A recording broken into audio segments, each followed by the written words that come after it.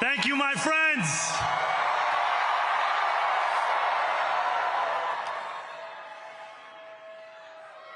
The sun may have set over our city this evening, but as Eugene Debs once said, I can see the dawn of a better day for humanity. For as long as we can remember, the working people of New York have been told by the wealthy and the well-connected that power does not belong in their hands. Fingers bruised from lifting boxes on the warehouse floor, palms calloused from delivery bike handlebars, knuckles scarred with kitchen burns. These are not hands that have been allowed to hold power. And yet, over the last 12 months, you have dared to reach for something greater. Tonight, against all odds, we have grasped it.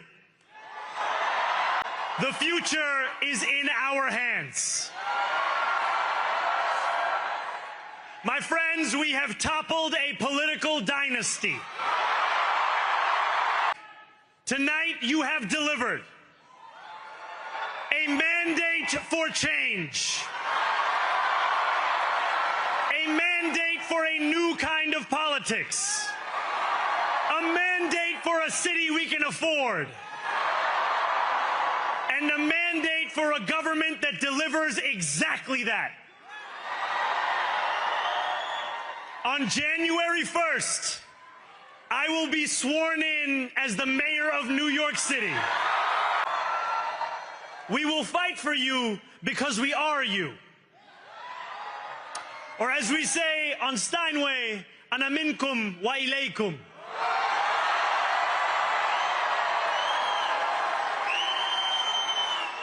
Thank you to those so often forgotten by the politics of our city who made this movement their own. I speak of Yemeni bodega owners and Mexican abuelas, Senegalese taxi drivers and Uzbek nurses, Trinidadian line cooks and Ethiopian aunties. Yes, aunties. To every New Yorker in Kensington and Midwood and Hunts Point, my brother, we are in City Hall now.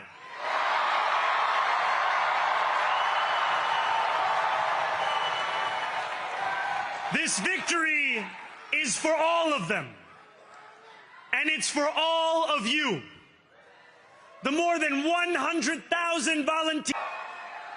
To every New Yorker, whether you voted for me, for one of my opponents, or felt too disappointed by politics to vote at all, thank you for the opportunity to prove myself worthy of your trust. I will wake each morning with a singular purpose: to make this city better for you than it was the day before. There are many who thought this day would never come, who feared that we would be condemned only to a future of less, with every election consigning us simply to more of the same. And there are others who see politics today as too cruel for the flame of hope to still burn. New York, we have answered those fears. Tonight we have spoken in a clear voice. Hope is alive. Hope is a decision that tens of thousands of New Yorkers made day after day, volunteer shift after volunteer shift, despite attack ad after attack ad. More than 1 million of us stood in our churches, in gymnasiums, in community centers, as we filled in the ledger of democracy. And while we cast our ballots alone, we chose hope together. Hope over tyranny. Hope over big money and small ideas. Hope over despair. We won because New Yorkers allowed themselves to hope that the impossible could be made possible. And we won because we insisted that no longer would politics be something that is done to us. Now it is something that we do.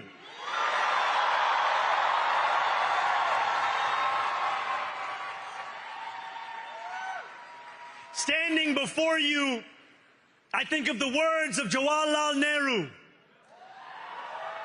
A moment comes but rarely in history when we step out from the old to the new, when an age ends and when the soul of a nation long suppressed finds utterance. Tonight we have stepped out from the old into the new. So let us speak now with clarity and conviction that cannot be misunderstood about what this new age will deliver and for whom. This will be an age where New Yorkers expect from their leaders a bold vision of what we will achieve, rather than a list of excuses for what we are too timid to attempt. Central to that vision will be the most ambitious agenda to tackle the cost of living crisis that this city has seen since the days of Fiorello LaGuardia. An agenda that will freeze the rents for more than 2 million rent-stabilized tenants. Make buses fast and free. And deliver universal child care across our city. Years from now, may our only regret be that this day took so long to come. This new age will be one of relentless improvement. We will hire thousands more teachers. We will cut waste from a bloated bureaucracy. We will work tirelessly to make lights shine again in the hallways of NYCHA developments where they have long flickered. Safety and justice will go hand in hand as we work with police officers to reduce crime and create a department of community safety that tackles the mental health crisis and homelessness crises head on. Excellence will become the expectation across government, not the exception. In this new age we make for ourselves, we will refuse to allow those who traffic in division and hate to pit us against one another. In this moment of political darkness, New York will be the light. Here, we believe in standing up for those we love. Whether you are an immigrant, a member of the trans community, one of the many black women that Donald Trump has fired from a federal job, a single mom still waiting for the cost of groceries to go down, or anyone else with their back against the wall, your struggle is ours too. And we will build a city hall that stands steadfast alongside Jewish New Yorkers and does not waver in the fight against the scourge of anti-Semitism. Where the more than 1 million Muslims know that they belong. Not just in the 5 boroughs of this city, but in the halls of power. No more will New York be a city where you can traffic in Islamophobia and win an election.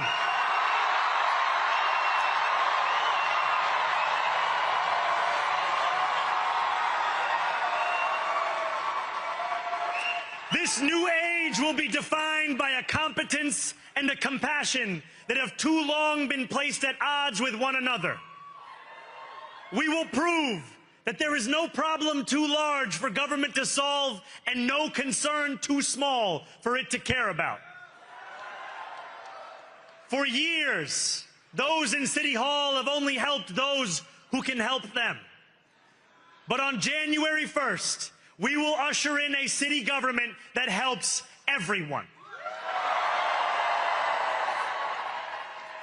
Now, I know that many have heard our message only through the prism of misinformation. Tens of millions of dollars have been spent to redefine reality and to convince our neighbors that this new age is something that should frighten them. As has so often occurred, the billionaire class has sought to convince those making $30 an hour that their enemies are those earning $20 an hour. They want the people to fight amongst ourselves so that we remain distracted from the work of remaking a long broken system. We refuse to let them dictate the rules of the game anymore. They can play by the same rules as the rest of us. Together, we will usher in a generation of change. And if we embrace this brave new course, rather than fleeing from it, we can respond to oligarchy and authoritarianism with the strength it fears, not the appeasement it craves. After all, if anyone can show a nation betrayed by Donald Trump how to defeat him, it is the city that gave rise to him.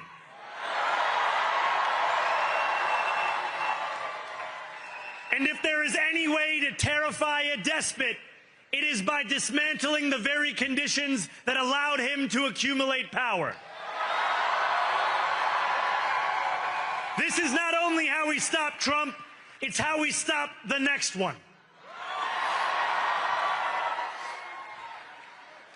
So, Donald Trump, since I know you're watching, I have 4 words for you. Turn the volume up.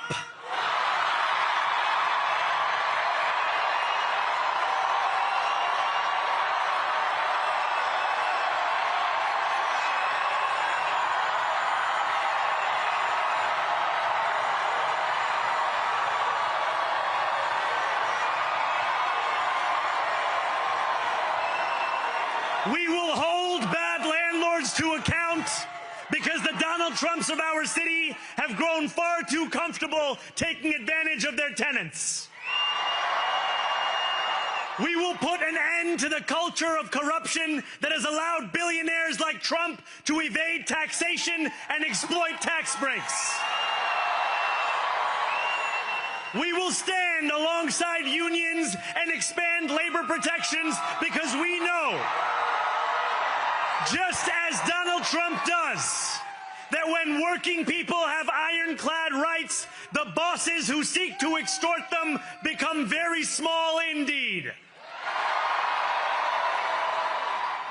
New York will remain a city of immigrants, a city built by immigrants, powered by immigrants, and as of tonight, led by an immigrant.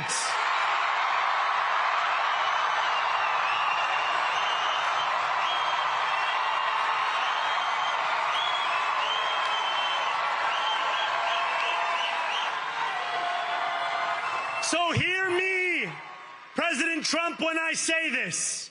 To get to any of us, you will have to get through all of us.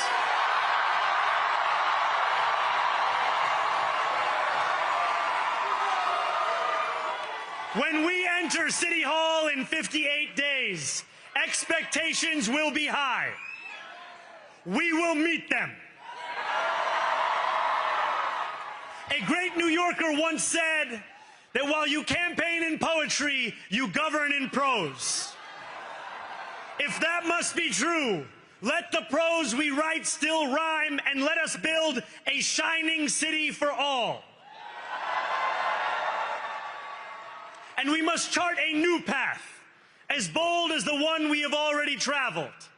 After all, the conventional wisdom would tell you that I am far from the perfect candidate. I am young, despite my best efforts to grow older. I am Muslim.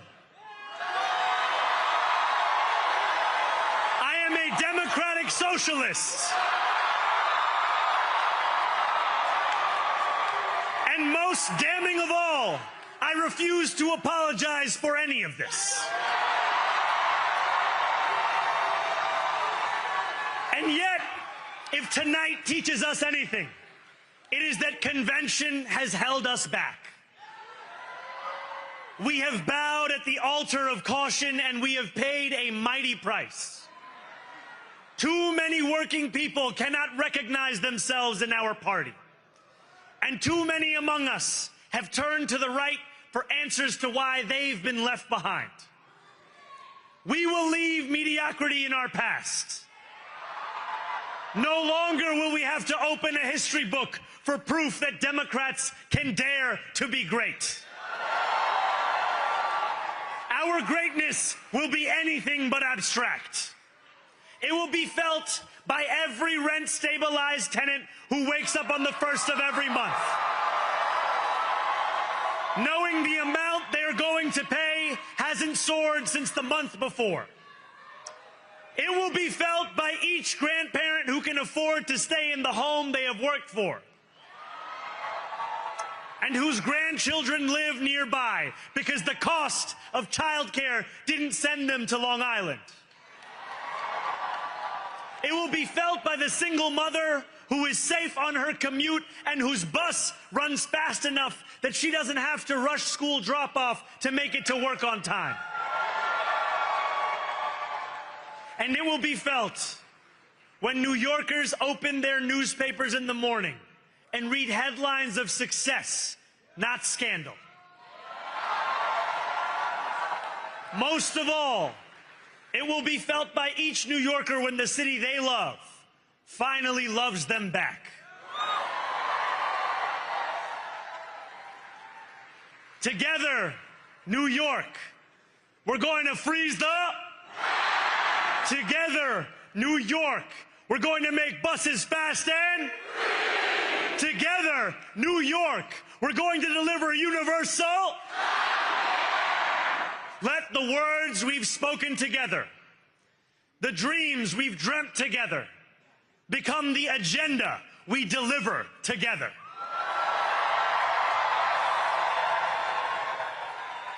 New York, this power, it's yours. This city belongs to you. Thank you.